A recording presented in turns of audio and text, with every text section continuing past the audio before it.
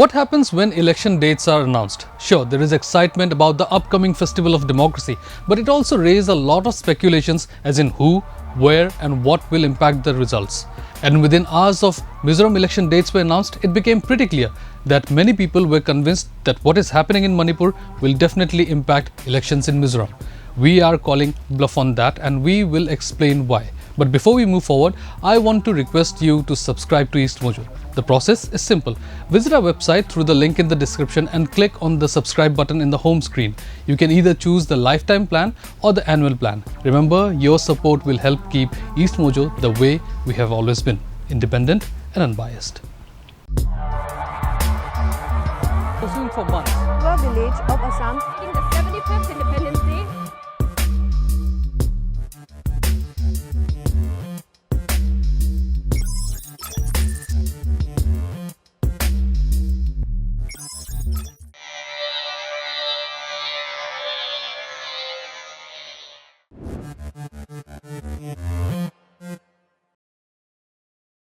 I'm sure you have heard the term "do not politicize the issue" on multiple occasions.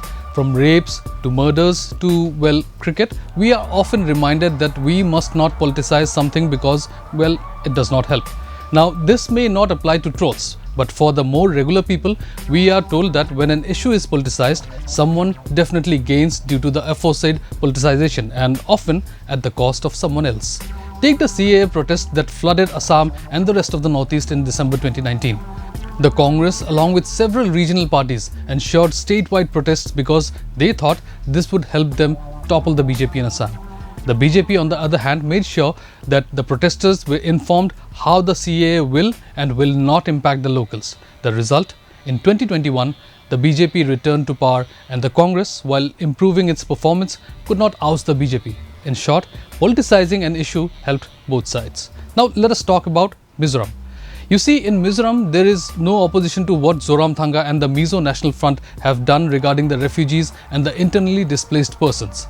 Sure, the main opposition parties, the Zoram People's Movement and the Congress, might believe the CM has not done as good a job in tackling the issue or may have been more proactive in extending support, but this is essentially clutching at straws.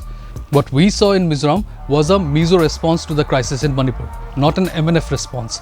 It was the same during the Assam-Mizoram border clashes. While the Assam government did not let opposition leaders like Sushmita Dev travel to the site of the incident, in Mizoram there was no visible discord between the government and the BJP. The MNF, if I may say, has been so efficient at handling the Manipur crisis that it even ensured that the Meiteis living in the state felt safe and secure. Sure, some did leave, but all in all, it was certainly not a huge cause of concern. Remember, Manipur is in flames, not Mizoram. It would not be wrong if I say that had the ZPM been in power, it would have reacted the same way MNF did. Also, while the Manipur IDPs started coming only a few months ago, the Myanmar refugees have been in the state for 2 years now, while Bangladesh refugees came to Mizoram last year. So, no, the elections will not be impacted by each party's views on the refugees because, believe it or not, no one, at least on the outside, is looking to milk the issue for political gains.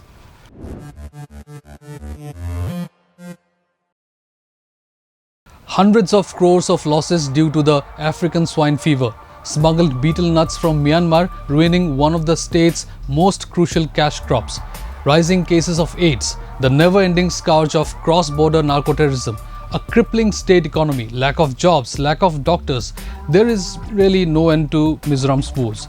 No matter how one tries to spin it, in truth, the state's economy is far from ideal. A report from earlier this year showed that Mizoram's debt to GDP ratio is the highest in the country at 53.1%, with Punjab in second. However, the Mizoram economy is minuscule compared to that of Punjab, which makes Mizoram's performances look even more dire. Even though most state residents are involved in the agriculture sector, the service sector contributed the lion's share of the gross state value added at 50.08%, followed by the industry sector at 25.09%.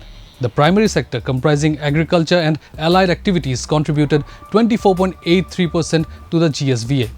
Even though income from agriculture has improved compared to the 2011-2012 numbers, it is far from ideal. And if there is something that the opposition leaders will seek to politicize, they will focus on these issues, not Manipur. The MNF's mismanagement of the state economy is one of the most crucial campaign points of the ZPM, which has, since its inception in 2017, proposed a non-BJP, non-MNF alternative.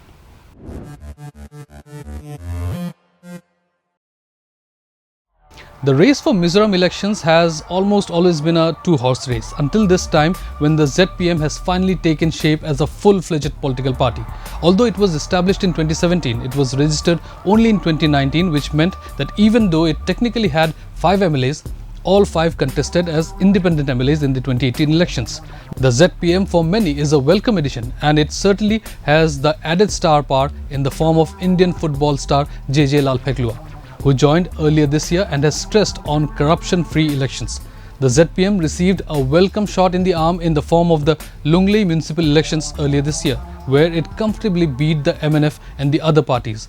While no one believes that one municipal election means much in the state elections, it is clear to many that a state that only took shape in 1987, as we know, it is probably eager for a change. Even though the Congress will put up a spirited fight since it has ruled the state for years, the youth are unlikely to vote for Congress over ZPM. And the BJP? Yes, this is where I would like to come in again with the Manipur angle. If there is an impact that is clear to all, it is that the BJP's slim chances in Mizoram, where it had 1 MLA, have been reduced even further. New members aside, the severe criticism that the party has received from the Manipur and Mizoram residents over how it has handled the Manipur issue has left the party high and dry. For Mizoram BJP, the biggest vote plank seems, for now, to be that only the centre can rescue the state economy, which, considering the MNF is part of the NDA, seems odd. Maybe the Mizoram BJP could start by asking why the centre has not provided the 3,500 crore rupees to the state.